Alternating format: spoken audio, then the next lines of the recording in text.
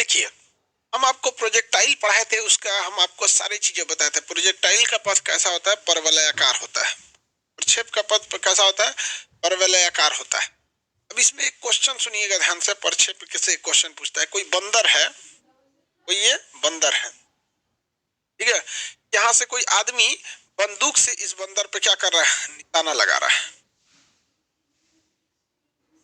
बंदूक से इस बंदर पे क्या कर रहा है? निशाना लगा रहा है।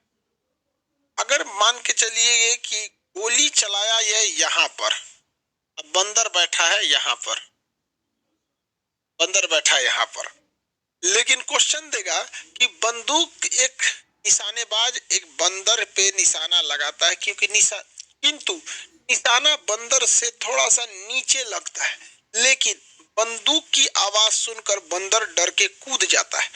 क्या उसे गोली लगेगी? कह दीजिएगा यस लगेगी। हालांकि इसकी संभावना कम है, लेकिन साथ में संभावना ये भी है कि बंदूक की गोली तो नीचे है, ये प्रोजेक्टाइल मोशन में जाएगा। आई ससुरा बकलोलवा कूद गया, क्या हो गया? कूद गया। लगने की संभावना क्या हो जाएगी? बढ़ जाती है। लगने की संभावना बढ़ जाती है। चलिए,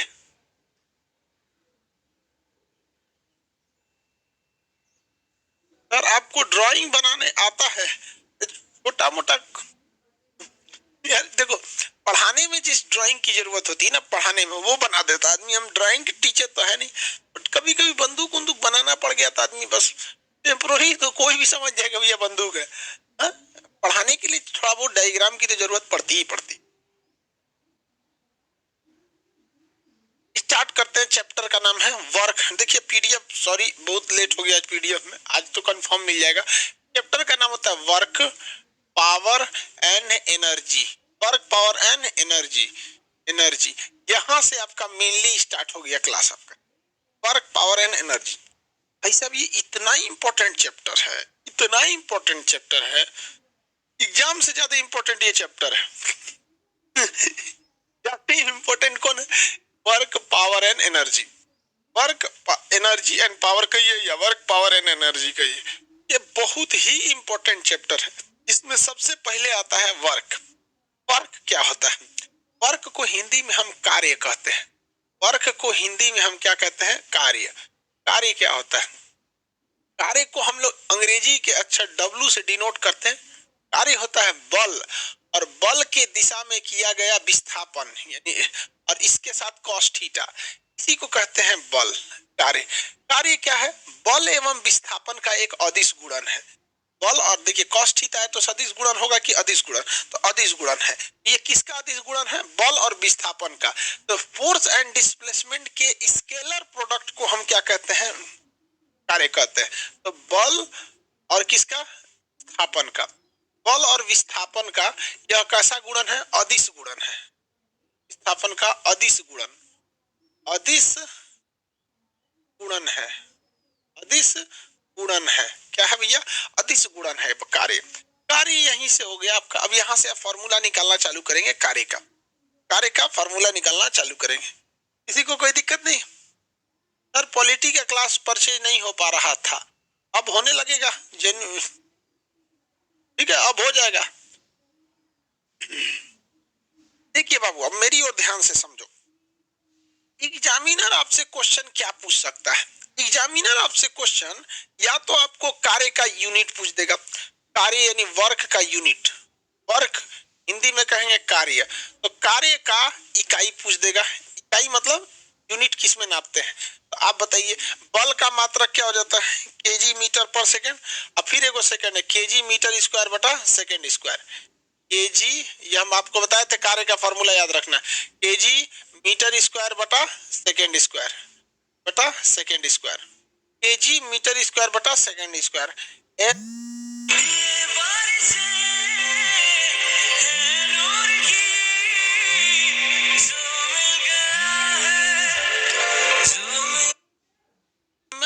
L square T minus two, ये किसका मात्रक था भैया? कार्य का था। हम आपको बोले थे कार्य तक याद रखने के लिए, कार्य तक याद रखने का।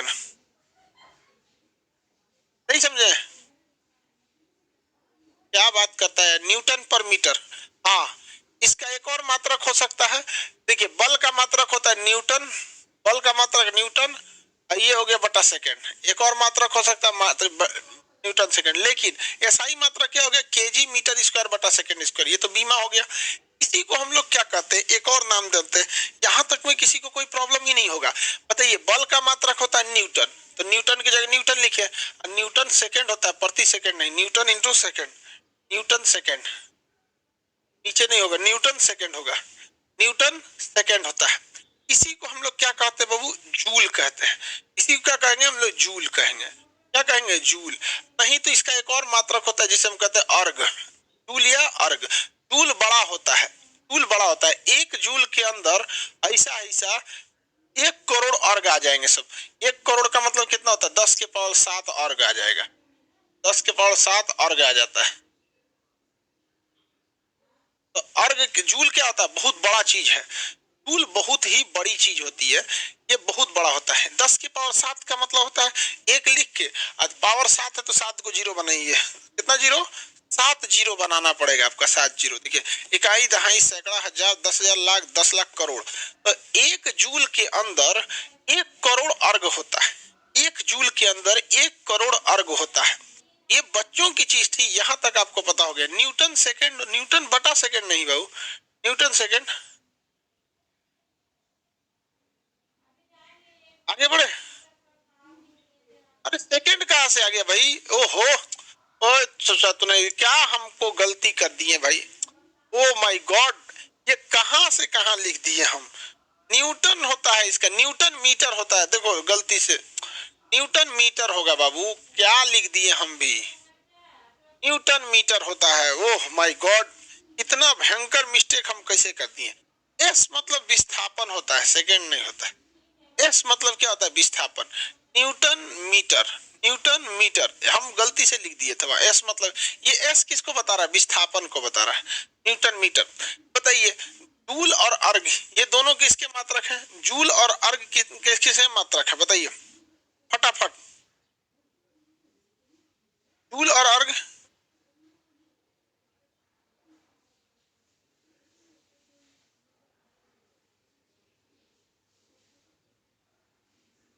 कार्य के मात्रक है 1 करोड़। कार्य यानी वर्ग का यूनिट आप निकाल सकते हैं। कार्य का यूनिट क्या होगा, केजी मीटर स्क्वायर। हालांकि केजी मीटर पर सेकंड तो बल का होता है, तो केजी मीटर स्क्वायर बटा सेकंड स्क्वायर, ये इसका क्या हो जाएगा, बीमा हो जाएगा। और वो दो उसमें रिलेशन अच्छा से याद रखिएगा, जूल बराबर अर्ग और जूल के बारे में।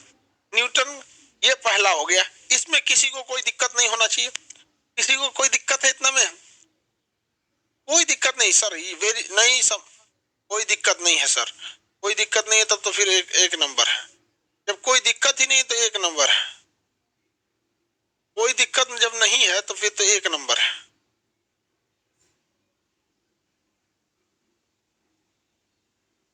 जब कोई दिक्कत ही नहीं है तो एक नंबर है। अब हम धीरे धीरे आगे बढ़ते हैं। अब समझो कि आखिर एग्जामिनर कैसे क्वेश्चन पूछेगा। तो पहली बात, सारा क्वेश्चन इधर से है, सारा क्वेश्चन अभी जितना पूछे इधर से। कार्य का मात्रक केजी मीटर स्क्वायर बटा सेकंड स्क्वायर। ऐसे नॉर्मल मात्रक क्या होता है, न्यूटन होता है, न्यूटन मीटर होता है। नहीं तो एक और मात्रक क्या होता है, जूल होता है। एक और मात्रक क्या होता है, अर्ग होता है। अभी हम सारा क्वेश्चन यहाँ से पूछे, अब उधर चल के थोड़ा सा सवाल पूछते हैं। आप बताओ बाबू, कार्य का फॉर्मूला होता है बल का, ये क्या है, अदिश गुणन। बल तथा विस्थापन का अदिश गुणन है, बल तथा विस्थापन का अदिश गुणन है। इससे आप क्या लगा सकते हैं, बताइए ध्यान से। ये बताइए, कार्य का मात्र, कार्य जो है वो थीटा पर डिपेंड करता है कि नहीं करता है। कार्य थीटा पे डिपेंड करेगा, कॉस थीटा पर डिपेंड करता है। और कॉस थीटा ना -1 से +1 तक हो सकता है। कॉस थीटा -1 से कहां हो सकता है, +1 तक हो सकता है। इसका मतलब कॉस थीटा -1 हो सकता है कि नहीं हो सकता है, इजीली हो जाएगा। डायरेक्शन उल्टा रहेगा तो -1 हो जाएगा, सीधा रहेगा तो +1 हो जाएगा। तो ये कॉस थीटा पर भी डिपेंड करता है, विस्थापन पे भी डिपेंड करता है, और समय पे भी डिपेंड करता है। ये तीनों चीजों पर डिपेंड कर सकता है। आप बताइए, कॉस थीटा का वैल्यू कहां से कहां तक होता है। कॉस थीटा जो होता है, इसका रेंज कहां से कहां तक होता है, -1 से लेके कहां तक होता है, +1 तक होता है। -1 से लेके +1 तक होता है। देखिए, अगर ये कॉस थीटा जब -1 होगा, क्या होगा, -1, तो इसकी वैल्यू कुछ भी होगी, लेकिन उसमें जब आप -1 से गुणा कर देंगे तो सबको ये माइनस कर देगा कि नहीं कर देगा, यहाँ सोचो। cos थीटा जो है ये यहाँ पर इसको ध्यान से समझो, ये नहीं कर देगा, ये सर कर देगा। देखिए मान के चलिए कि आपका बल कुछ भी आ जाए, सपोज कीजिए 40 न्यूटन बल लगा था, अब 5 मीटर विस्थापन हुआ था, तो आपको लगा कि 4 पचे 20, 200 न्यूटन मीटर होगा, लेकिन इसके जगह पे cos थीटा के जगह -1 हो गया। तो जैसे -1 का गुणा करेंगे तो ये -200 ना हो जाएगा। तो अगर थीटा -1 हुआ तो माइनस भी हो सकता है, और मान के चलिए अगर ये +1 रहता, +1, तो इसमें +1 से गुणा करते तो ये +200 हो जाता। तो बताइए कार्य जो है वो क्या हो सकता है? कार्य जो हो सकता है पॉजिटिव हो सकता है और कार्य निगेटिव भी हो सकता है। अच्छा ये बताइए cos थीटा -1 से +1 होता है, तो इसी के बीच में कहीं ना कहीं जीरो होगा, इसी के बीच में कहीं ना कहीं जीरो होगा। जैसे cos 90 डिग्री का अगर बात करते हैं तो cos 90 डिग्री पर कार्य क्या हो जाएगा? जीरो हो जाएगा। तो कार्य क्या हो सकता है? शून्य भी हो सकता है। कार्य क्या हो सकता है? शून्य भी हो सकता है। समझ में गया? अब हम इसको बारे में और अच्छे से आपको समझा देते हैं। कार्य कब कब पॉजिटिव होता है? जब दिशा समान हो। निगेटिव कब होता है? जब दिशा विपरीत हो। और शून्य भी हो सकता है जब 90 डिग्री हो जाए, शून्य भी हो जाए 90 डिग्री। देखिए पॉजिटिव कब होगा? समान दिशा, दिशा क्या रहे? समान रहे, दिशा समान रहे, दिशा समान, दिशा क्या हो? समान डायरेक्शन में हो, सेम डायरेक्शन में दोनों हो। जैसे आप इधर ढकेल रहे हैं और वस्तु भी इधरे ढकला रही है, उधरे जा रही है, तो वो पॉजिटिव होगा। अब पता चल रहा है ढकेल रहे हैं उधर, काम हो रहा है इधर, ढकेल रहे हैं उधर, काम हो रहा है इधर, तो निगेटिव हो जाता है। ढकेलेंगे इधर, समझ में नहीं आया? नहीं समझ में आया यार, तो तुम कभी कुछ नहीं कर पाओगे। अब इसमें क्या समझना है? अभी तक में मतलब एकदम शान से बोलेगा कि नहीं समझ में आया, समझने की कोशिश करोगे तब तो समझ में आएगा। गधे लड़के थोड़ा सा ज्यादा मेहनत करो, एकदम चुपचाप। इसमें क्या समझना है भाई? अभी हम सारा थीटा पे ले जा रहे हैं। देखिए थीटा को गोली मारो, अगर दोनों डायरेक्शन सेम है, कभी कभी कोई चीज ऐसी होती है ना कि आप उसे ढकेलेंगे उधर खुल जाएगा, इधर ढकेलेंगे उधर खुल जाएगा। जैसे यहाँ देखिए कलम है, अगर हम इसको इधर ढकेलते हैं, देखिए ध्यान से, देखो ध्यान से, अगर हम कब्जा लगा, अब इसको आगे ढकेल रहे हैं तो कलम इधर से पीछे आ रहा है, आगे ढकेल रहे हैं तो कलम किधर आ रहा है? पीछे आ रहा है। कभी कभी क्या है कि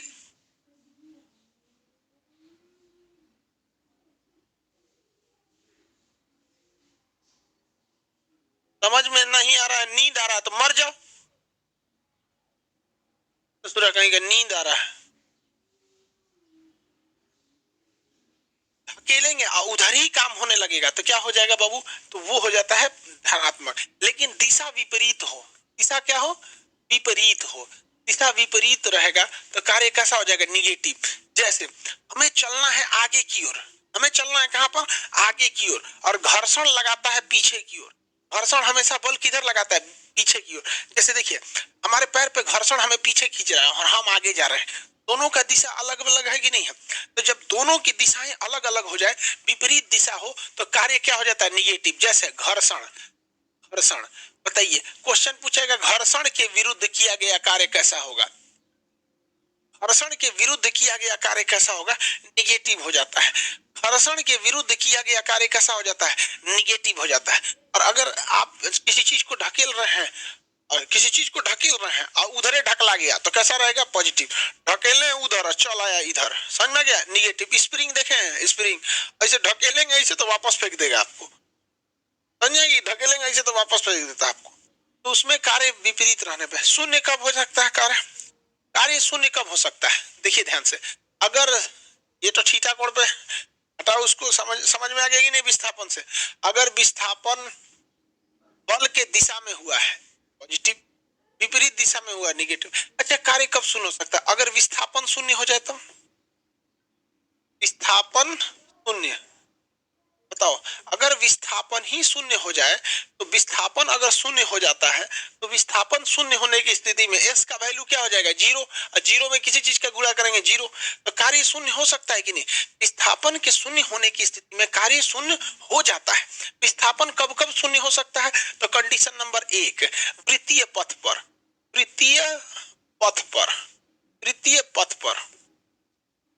बताओ बाबू, अगर कोई गोला है, इस गोला में कोई आदमी पॉइंट ए से चलना चालू किया, अब वापस पॉइंट ए पे चला आया, पॉइंट ए से चलना चालू किया, वापस पॉइंट ए पे चला आया, तो विस्थापन क्या है? शून्य है। तो वृत्तीय पथ पर विस्थापन क्या होता है? शून्य होता है। तो वृत्तीय पथ 90 डिग्री पे विस्थापन, अभी हम केवल विस्थापन की बात कर रहे हैं, विस्थापन की, ठीक है। वो तो थीटा वाला बात अलग हो जाएगा।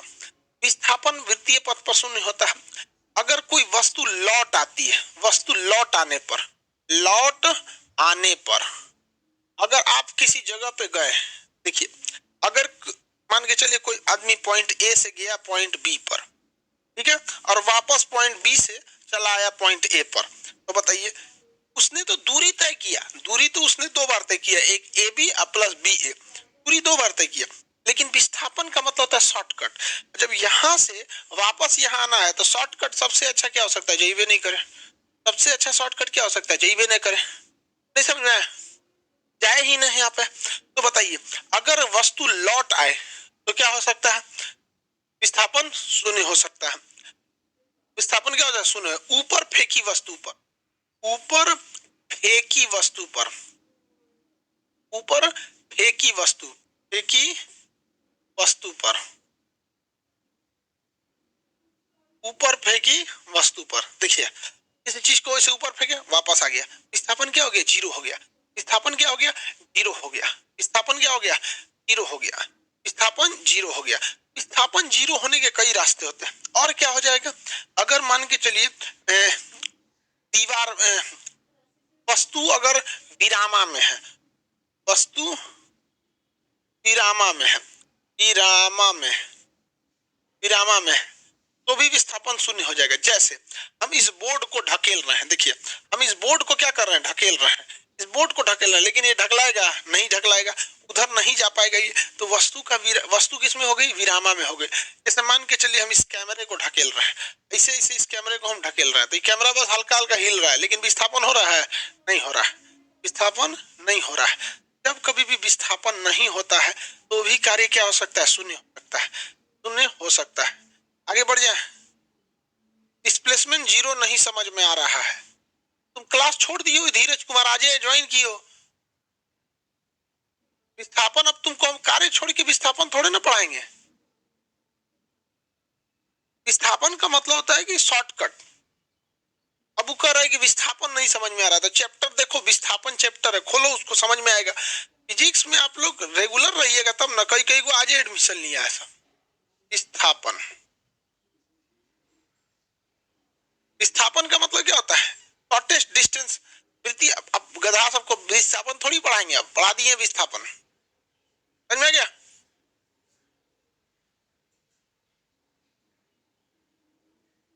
घर्षण बता दीजिए, गधा आगे का चैप्टर है घर्षण, घर्षण आगे का चैप्टर है। कैमरा टूट जाएगा, कैमरा नहीं टूटेगा बाबू। देखिए अभी क्या है, कैमरा पे हम मारेंगे तो विस्थापन क्या हो गया, शून्य। विस्थापन क्या हो गया, शून्य हो जाएगा।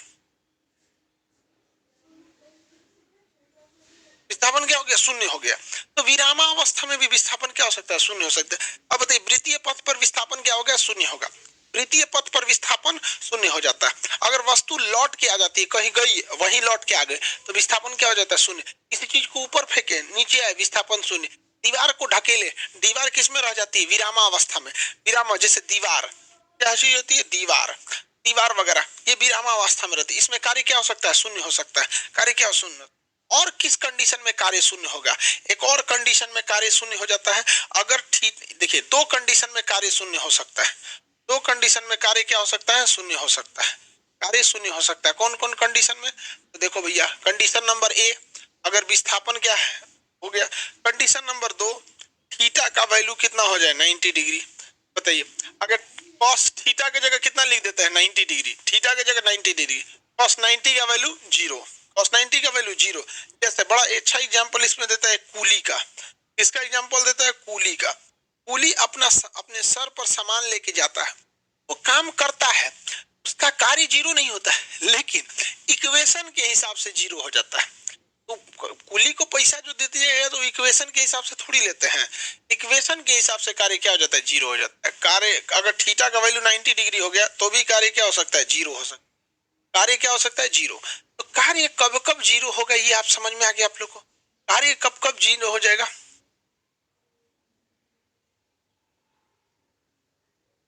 किसी को दिक्कत। अगर 90 डिग्री हो गया तो दिमाग में रखिएगा, अगर दिशा समान है, अगर दिशा समान है तो भी कार्य क्या होगा, पॉजिटिव। जैसे देखिए, हम जिधर जा रहे हैं, हम जिधर जा रहे हैं, देखिए ये बल है और ये है S theta, cos F S cos theta. हम जिधर जा रहे हैं उधर ही बल लग रहा है, हम जिधर जा रहे हैं उधर ही बल लग रहा है, तो उसे कहते हैं पॉजिटिव काम। जिधर जा रहे हैं उधर ही बल लगे तो पॉजिटिव काम। जा रहे हैं कहीं और, बल लग रहा है कहीं और, जैसे जा रहे हैं आगे घर्षण लग रहा है पीछे, तो उसे कहते हैं निगेटिव काम। कार्य जीरो कब हो सकता है, थीटा 90 डिग्री रहे।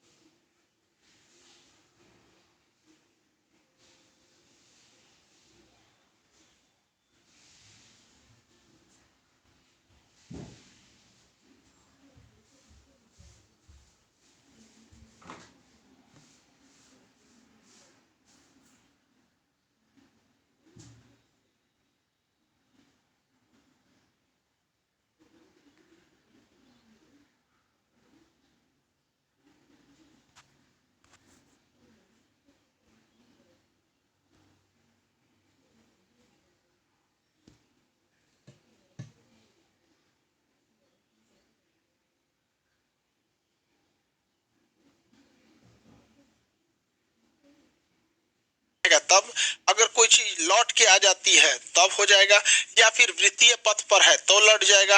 ऊपर नीचे किसी चीज को ऊपर फेंका गया वापस आ जाएगी तो भी कार्य क्या हो जाएगा, जीरो हो जाएगा। कार्य क्या हो सकता है, जीरो। कार्य पॉजिटिव निगेटिव और जीरो भी हो सकता है। कार्य पॉजिटिव निगेटिव और जीरो भी हो सकता है। इतना समझ में आया कि नहीं है? कार्य पॉजिटिव निगेटिव और जीरो हो सकता है। आप में से कितने लोग बता सकते हैं कूली द्वारा किया गया कार्य का जो समीकरण होता है, इक्वेशन जो होता है, वो क्या होता है, जीरो हो जाता है। वेरी गुड, इक्वेशन उसका क्या हो जाएगा, जीरो हो जाएगा। तो इक्वेशन क्या हो जाएगा, वो जीरो। हाँ वेरी गुड, इक्वेशन क्या हो जाएगा, जीरो होगा।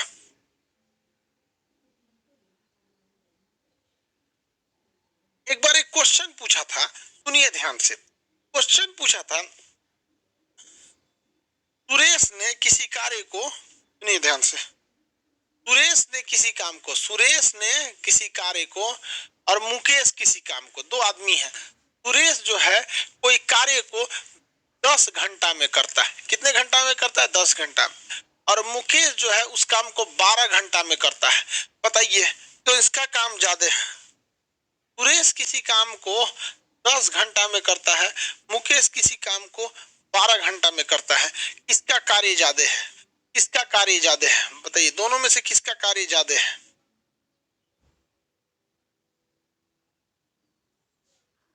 कूली क्या होता है? सामान लेके जाता है ना, इसे ट्रेन में से सामान लेके उतरता है, उसे कूली कहते हैं। इसमें से किसका काम ज्यादा है? मुकेश का, सुरेश का?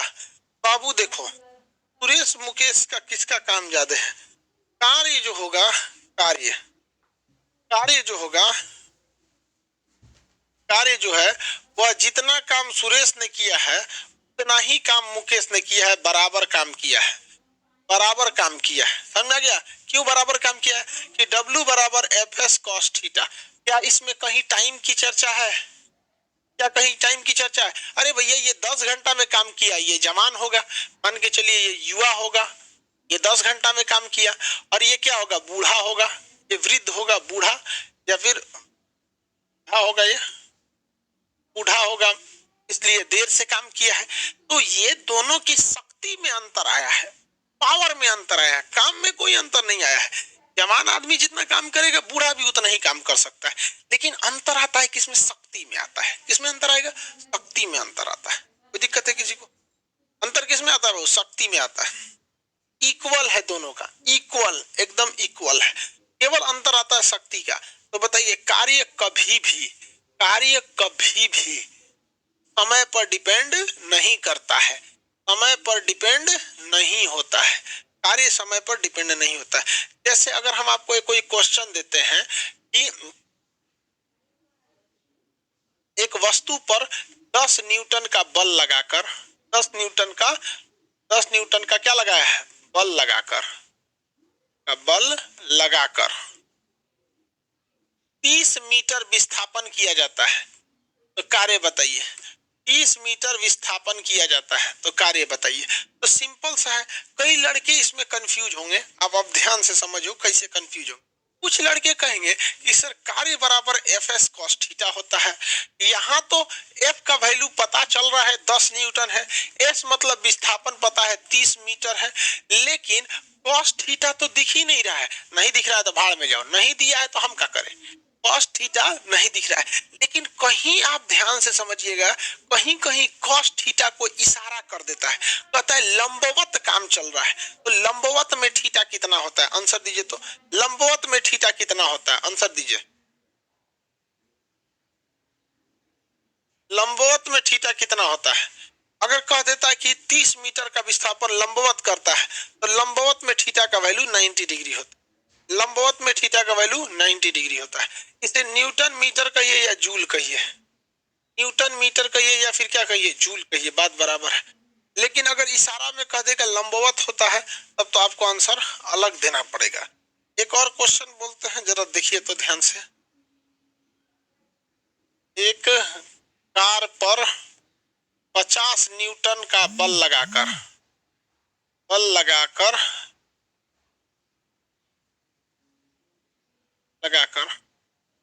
20 मीटर का विस्थापन 20 मीटर का विस्थापन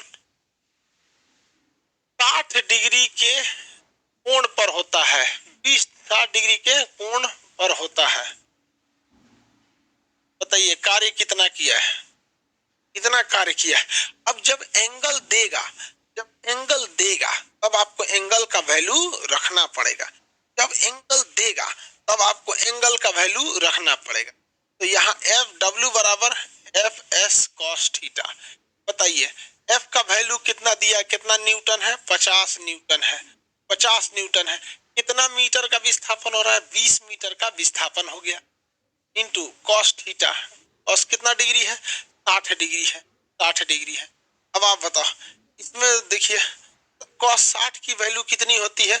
1/2। कॉस 60 की वैल्यू 1/2। आगे बढ़े तो बताइए 1/2 50 200 सॉरी 20 इंटू कॉस 60 की वैल्यू 1/2। अब इससे इसको काट देंगे, 2 एकम में 2, 2 दह में 20, कितना हो गया? 500। अब इस 500 को आपका मान आप जूल लिखिए, आपका मान आप न्यूटन इंटू मीटर लिखिए, जूल लिखिए या न्यूटन मीटर दीजिए। देखिए जब एंगल दिया हो तो ही एंगल की वैल्यू को रखिएगा।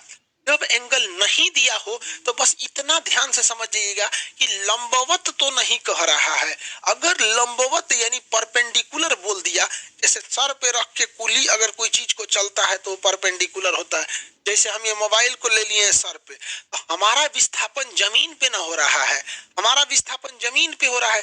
तो जमीन और मेरे सर के बीच में कितने डिग्री का एंगल बन रहा है? 90 डिग्री। कितने डिग्री का? 90 डिग्री का। कितने डिग्री का? 90 डिग्री का। 90 डिग्री का एंगल बन रहा है, याद रहेगा। अब हम आपसे एक सवाल पूछते हैं, क्या हम अगर तिरछा चलेंगे तो 90 डिग्री का एंगल बनेगा? अगर हम तिरछा चलते हैं तो 90 डिग्री का एंगल बनेगा? नहीं बनेगा। तो सीढ़ी पे चढ़ने पर कार्य शून्य नहीं होता है, क्योंकि सीढ़ी 90 डिग्री पे नहीं होती, सीढ़ी 90 डिग्री पे नहीं होती। तो सीढ़ी पे चलने में चढ़िएगा, अगर आप किस पे चढ़ते हैं? सीढ़ी पर। सीढ़ी पे चढ़ते हैं तो क्या कार्य जीरो होगा? नहीं होगा। चलिए अब ध्यान से आगे समझते हैं। कार्य का एक और फॉर्मूला होता है। देखिए, सीढ़ी पर या ऊंचाई पर किया गया कार्य, सीढ़ी पर या फिर सीढ़ी या किसी ऊंचाई पर, इस पर ऊंचाई पर जो कार्य है, इसका फॉर्मूला होता है W बराबर mgh। इसका फॉर्मूला क्या होता है? mgh। ऊंचाई पर किया गया कार्य क्या होता है? mgh। ऊंचाई पर किया गया कार्य क्या होगा? mgh। कितना कार्य होगा? mgh। जैसे कह देगा कि कोई तालाब है, इसमें 100 केजी पानी है। तालाब में कितना केजी पानी है? 100 केजी। इसे किसी पाइप के माध्यम से 20 मीटर ऊंचा चढ़ाना है। कितना मीटर ऊंचा चढ़ाना है? 20 मीटर ऊंचा चढ़ाना है। बताइए कितना कार्य करना पड़ेगा?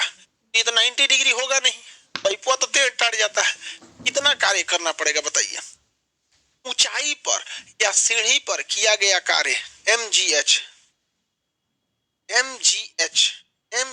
बताइए कितना होगा? निकाल के देखिए। g का वैल्यू हमेशा 10 ले लेना चाहिए।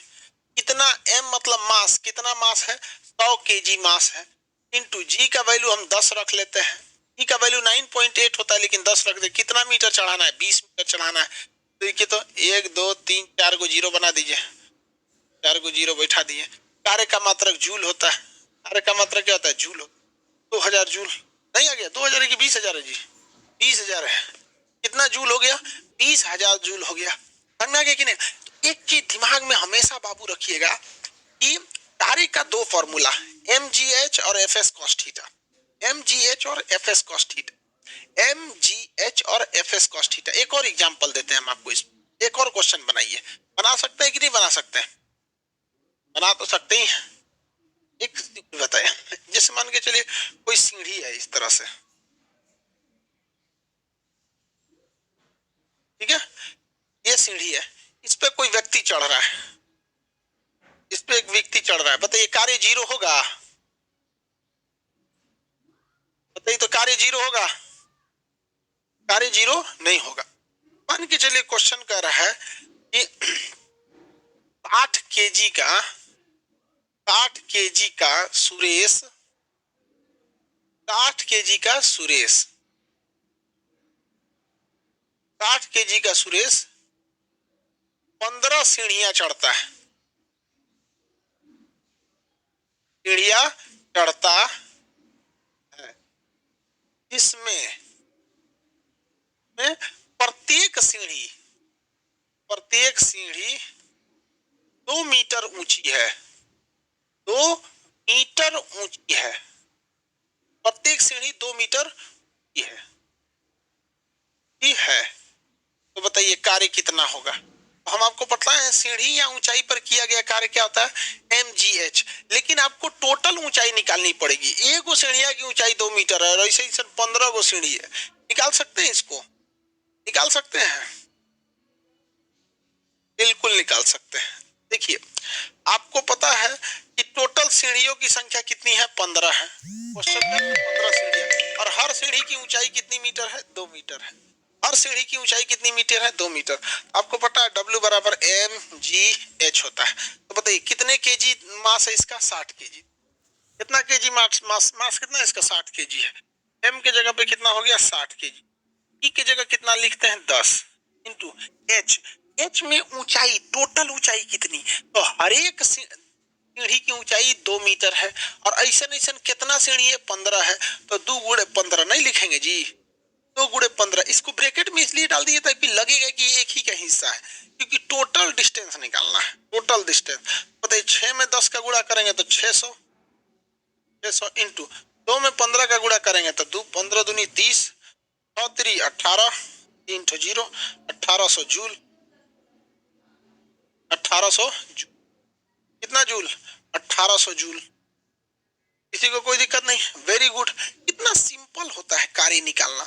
कार्य के दो फॉर्मूला होते हैं, आपको दोनों पे चलना पड़ेगा, एफ एस कॉस थीटा, और कार्य के दोनों फॉर्मूला याद रहेंगे, एफ एस कॉस थीटा और एम डब्ल्यू बराबर M G H, M H, ये दोनों फॉर्मूला को याद रखिएगा।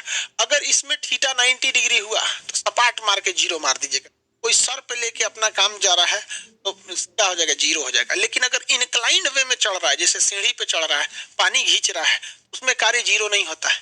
पानी खींचते समय कार्य जीरो नहीं होता है, क्योंकि थीटा 90 डिग्री नहीं होता है उसमें। ऐसे कुआं है तो इसमें अगर पानी खींचेगा तो घिरनी यहाँ लगाना पड़ेगा, घिरनी यहाँ लगाना पड़ेगा, बाल्टी यहाँ रहेगी, यहाँ पे इसे घिरनी लगाना पड़ेगा, और इस घिरनी को यहाँ से कोई खींचेगा, यहाँ से इसको खींचेगा कोई, इसको यहाँ पे। इसमें 90 डिग्री थोड़ी बनेगा, इसमें 90 डिग्री बन रहा है, इसे खींचेंगे तो 90 डिग्री थोड़ी बन रहा होता है। आगे बढ़े, इसमें 90 डिग्री नहीं बनता।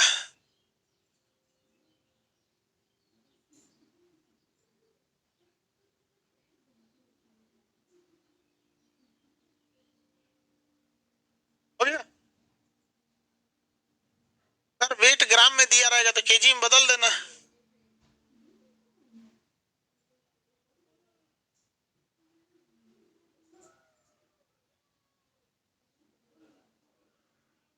किसी को कोई दिक्कत नहीं,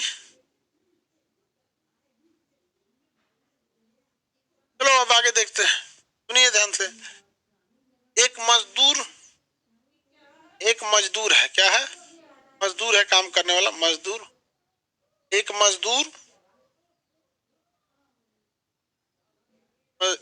एक मजदूर है, 100 न्यूटन, कितना न्यूटन, 100 न्यूटन बल लगाकर, बल लगाकर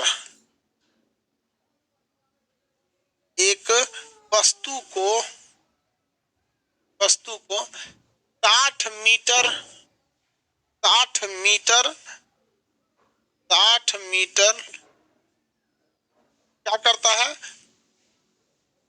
लंबवत विस्थापित करता है।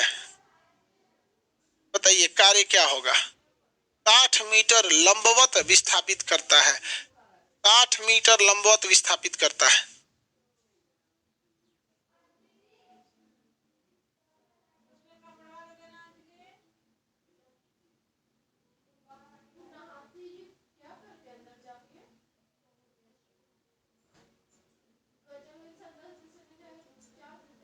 मीटर भैया, लंबवत का मतलब होता है theta is equal to 90 degree. लंबवत का मतलब theta is equal to 90 degree. सपाट के एकदम जीरो कर दीजिएगा, क्योंकि फॉर्मूला इस पे जाएगा, W बराबर एफ एस कॉस थीटा। भैया कॉस थीटा की जगह 90 हो गया है, एफ की वैल्यू 100, कोई फायदा ही नहीं रख के। विस्थापन है 60 मीटर, कोई फायदा ही नहीं रख के, क्योंकि यहाँ बैठे हैं भैया अमीशपुरी कॉस 90 डिग्री। कॉस 90 भले ही आपका 6000 हो जाएगा, लेकिन इधर बैठे हैं भैया, ये जीरो करने वाला सपाट करके जीरो कर दिया। सपाट से क्या कर देगा, जीरो कर देगा, यहाँ क्या कर देगा, जीरो कर देगा। ठीक है, अब मेरी और क्वेश्चन पे ध्यान से समझिए। अगर थीटा दिया हुआ है तो ही थीटा का वैल्यू रखिएगा। थीटा हमेशा खुल के देता है, लेकिन कभी कभी इशारा करता है कि लंबवत कहेगा। समानांतर में तो थीटा 0 डिग्री होता है, समानांतर में थीटा 0 डिग्री, कॉस थीटा का 0 डिग्री का वैल्यू 1 होता है, उसमें कोई दिक्कत नहीं होता है। और अगर एंगल नहीं दिया है तो बस एफ एस कॉस, बस केवल F into S, F into क्या करेंगे, एस करेंगे। और डब्ल्यू बराबर एम जी एच, किसी तालाब से पानी खींचने में किया गया कार्य डब्ल्यू बराबर एम जी एच, सीढ़ी पर चढ़ने में किया गया कार्य M G H, M G H. ये कार्य खत्म हो गया, कार्य खत्म हो गया। इससे ज्यादा कार्य से क्वेश्चन नहीं आता है। फिर अब आएगा तो शक्ति से क्वेश्चन आएगा। कार्य खत्म हो गया। अब कल हम आपको पढ़ाएंगे व्हाट इज पावर, शक्ति के बारे में कल पढ़ाएंगे। आज आपका कार्य हो गया। कार्य धनात्मक, ऋणात्मक और जीरो। कार्य धनात्मक, ऋणात्मक हो सकता है। कार्य धनात्मक, ऋणात्मक और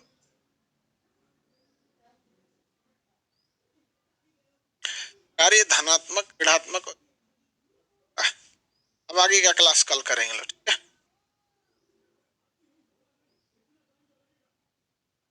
सर जीरो आया तो कुछ यूनिट नहीं लिखेंगे, जीरो जूल लिखिएगा। जब हाल है यार, जीरो जूल मतलब क्या मतलब बनता है? जीरो के साथ क्या लिखेगा? जीरो जूल कर रहा है, जूल नहीं होगा। अगर हम कह दें कि हम आपको कुछ नहीं देंगे, क्या कहिएगा? रुपया की पैसा, जीरो पैसा की जीरो रुपया। अरे भैया जीरो पैसा रखो या जीरो रुपया रखो या जीरो डॉलर रखो या जीरो पाउंड रखो, जीरो माने जीरो।